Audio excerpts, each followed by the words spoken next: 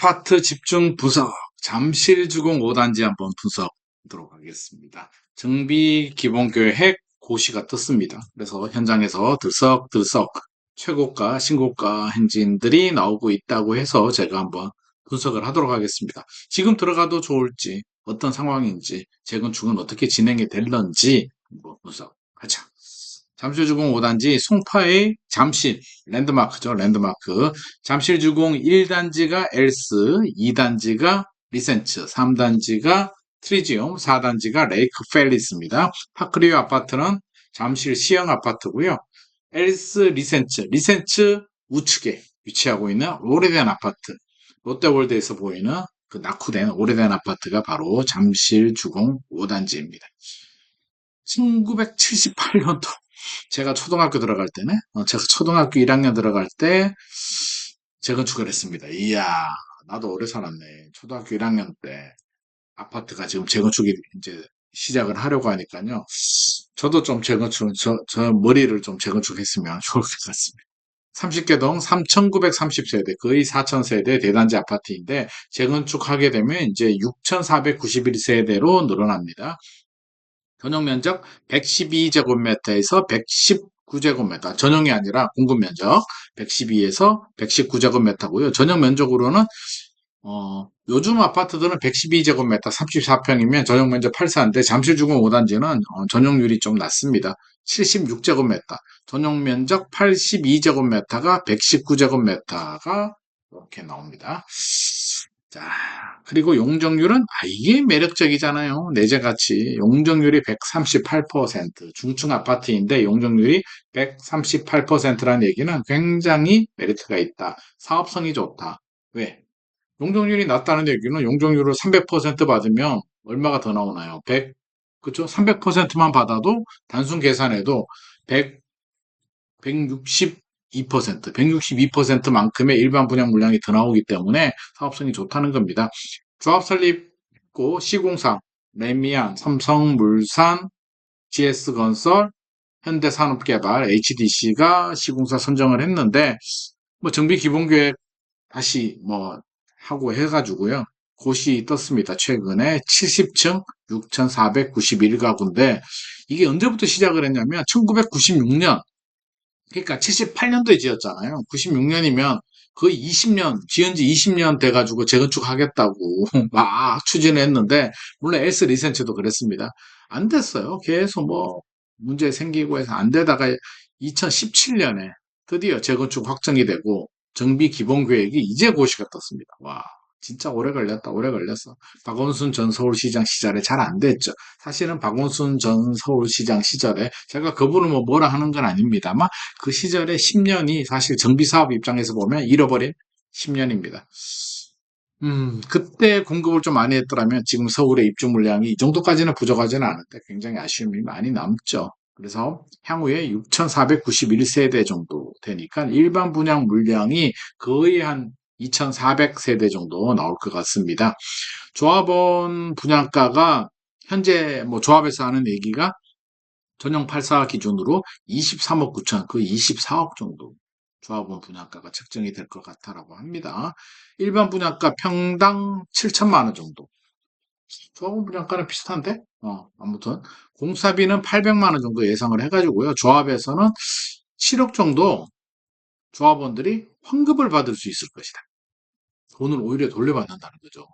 그러니까 지금 난리가 났다는 거죠. 뭐 28억에도 거래가 되고 막 그렇다고 하는데 28억에 만약에 조합 말처럼 된다면 28억에 사서 7억 환급 받으면 21억에 34평 아파트 주인이 된다는 거니까 대박인데? 왜? 이게 새 아파트가 되면 얼마 갈까요? 저는 개포 정도. 왜냐면 이게 한강변에 좋기 때문에 개포와 비슷하게 입주연도 차이가 나니까 개포 새 아파트 있잖아요. DH 아노일즈나 개포자이 프레지던스 정도 비슷하게 따라가지 않을까. 그렇다면 개포 DH 아노일스가 뭐 개포자의 프레지던스도 그렇고요. 32억, 33억 최근에 이제 신고가 나오고 있는데 그렇다면 잠실주공 5단지도 30억 정도, 31억, 한강 뷰가 기가 막히게 나온다면 한 35억까지도 바꿀 수도 있을 것 같습니다.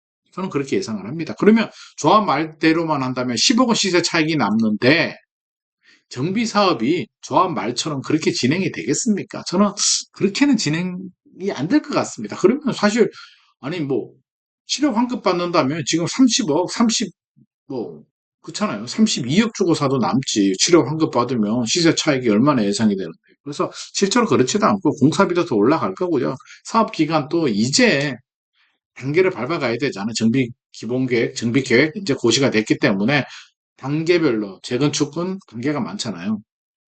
뭐 지금은 이제 조합 설립은 됐습니다만 조합, 건축심의, 사업시행계획, 관리처분, 조합은 분양, 관리처분, 이주, 착공한다면 적어도 10년 이상의 시간, 10년 더 걸릴 것 같아요. 그래서 10년 이상 또는 빨라야 10년 정도의 시간이 필요하기 때문에 실제로는 돈이 그 정도 남을 것 같지는 않다. 그래서 그 기간 또 나중에 이주비 대출도 나오고 이주비 대출 이자도 내야 되고 여러 가지 뭐 비용, 돈이 묶이는 비용 따져보게 되면 결국에는 뭐 7억 정도의 돈은 안 될 것 같고요.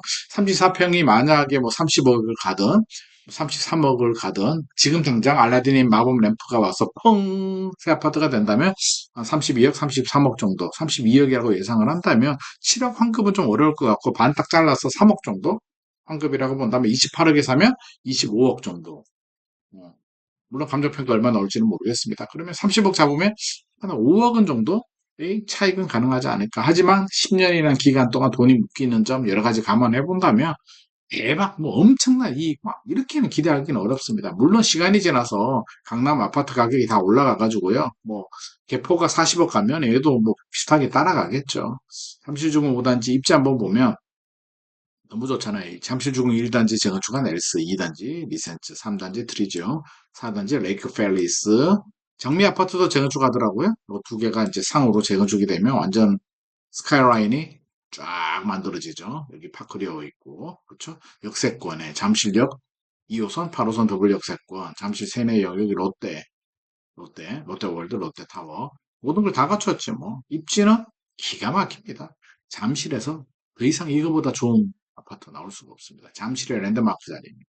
현재 가치 한번 분석을 해보면은요.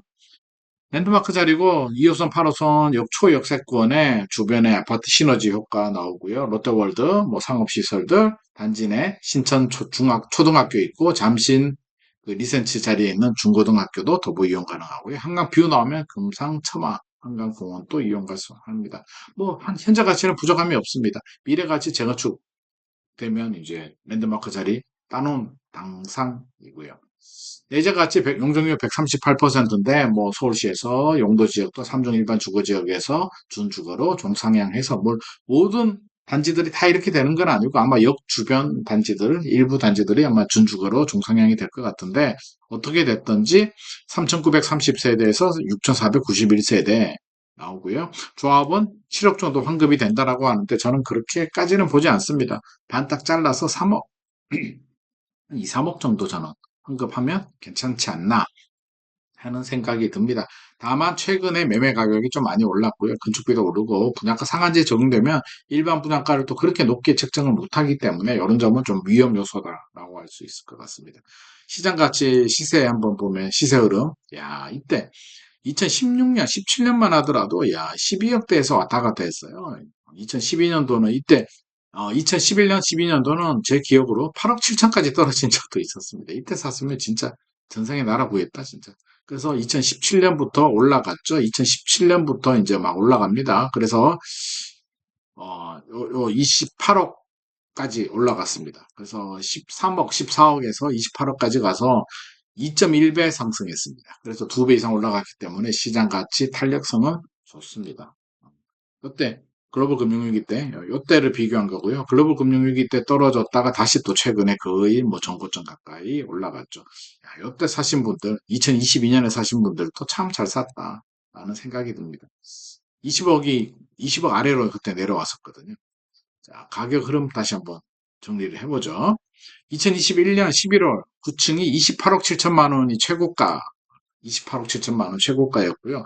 한참 부동산이 막 뜨거웠을 때 하지만 여기 28억 7천이 한 개가 거래가 됐고요. 나머지는 26억 몇천, 27억 몇천 요때가 주로 이렇게 거래가 됐습니다. 2022년 금리가 오르면서 집값이 떨어졌죠. 19억 9,800만 원. 고점 대비 70%까지 폭락을 했습니다. 요거 사신 분들은 진짜 요거 사신 분 진짜 땡잡았다. 2024년 8월 최근 15층이 23억 3,300만 원. 거의 뭐 고점 도달했습니다. 이 정도면 고점 도달했고요. 네이버 매물은 28억 5천만 원. 전고점 대비 99%, 100%까지 치고 올라왔습니다. 지금 재건축이 된다면 제가 앞서서 설명드렸듯이 30에서 35억 정도. 한강 뷰가 나오면 35억도 가능할 것 같고요. 뷰가 안 나오면 30억 정도 예상을 합니다. 환급금에 따라서 투자 수익이 달라지는데 환급금이 조합처럼 그렇게 나올 것 같지는 않고요. 한 2, 3억 정도 저는 예상을 하고 있기 때문에 그 정도만 나와줘도 28억 5천에 사서 2, 3억이면 뭐 금융비용 따지더라도 뭐 그쵸? 그래도 시세 차익은 한 몇 억 정도 남을 수는 있겠네요. 그 정도가 합리적입니다. 뭐 로또 10억 남는다 이런 건 조합 얘기고요. 실제로 그렇지는 않을 것 같습니다. 입주 물량 뭐 서울은 항상 부족하고 미분양 걱정할 필요도 없고요. 인구는 서울은 꾸준히 감소하는데요. 서울 인구 분석이거든요. 인구는 쭉 서울은 줄어드는데 송파구 보면 다시 또 2019년에 늘어났다가 이게 서울시보다는 인구 방어를 좀 잘한다라는 좀 생각을 좀 듭니다. 그리고 인구 유입을 보니까 아래로 내려오면 이제 유출이 많은 건데 아무래도 서울이니까 서울 집값이 비싸니까 전세 가격도 비싸니까 어디로 갔나 보니까 양주, 남양주, 파주, 고양, 인천으로 좀 많이 이사를 가셨더라고요. 집값이 비싸서 좀 이사 가신 분들이 좀 많지 않나 싶습니다. 종합 분석을 한번 해보면은요. 입지 이 정도면 만점 줘야지. 교통도 만점 주고 편의시설 만점, 학교도 좋고 세대수. 브랜드는 주공인데 나중에 재건축하게 되면 브랜드 들어오잖아요. 삼성, GS, HDC니까 사실은 이게 5점입니다. 나중에 재건축하면. 쾌적성도 사실 점수 더 줘도 되는데 현재 가치 4.5점 높게 줬고요. 미래 가치, 내재 가치 다 좋습니다. 가격을 최근에 좀 급등했기 때문에 제가 점수를 좀 박하게 줬는데 최근에 신고가 나왔기 때문에 가격이 좀 회복되기 전이었다면 와 이게 너무나 좋은데 가격 때문에 최근에 급등한 부담, 또 공사비 부담, 그렇죠? 단기 급등에 대한 피로감, 또 분양가 상한제가 적용이 되고 토지거래가도 적용이 되고 있기 때문에 별 4개 반 줬고요. 단기 상승은 최근에 가격이 올라갔기 때문에 부담스러운데 장기 보유하시는 분들은 일단 뭐 아무 문제 없습니다. 이게 결국엔 랜드마크 자리 갈 거고요. 아마 10년 후가 되면 뭐 개포가 40억 넘어갈 거니까 35억 갈 거고요. 재건축 할 때쯤 되면 무조건 이득은 봅니다. 하지만 자금이 10년 동안 묶인다는 점을 감안해 본다면 자금 계획이 충분하신 분들, 진짜 똘똘한 한 채 송파, 잠실로 입성하고 싶은 분들은 단기 수익보다는 10년 이상 걸리기 때문에 길게 묻어둔다면 손해볼 일은 절대 없을 것 같습니다. 자, 오늘의 내용이 도움이 되셨다면 좋아요와 구독 부탁드립니다.